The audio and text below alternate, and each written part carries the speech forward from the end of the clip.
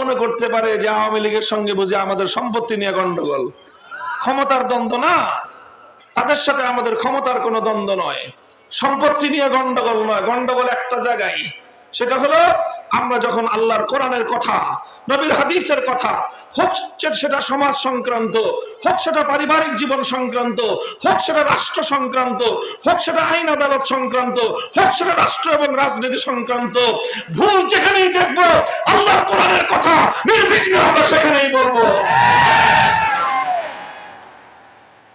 আমাদের ভুল যদি আমরা ভুল করতে পারি, আমাদের ভুল ধরার জন্য এক হুজুর ভুল করলে লক্ষ হুজুর জিন্দা আছে ভুল ধরার জন্য, তোমাদের ভুল ধরতে হবে না।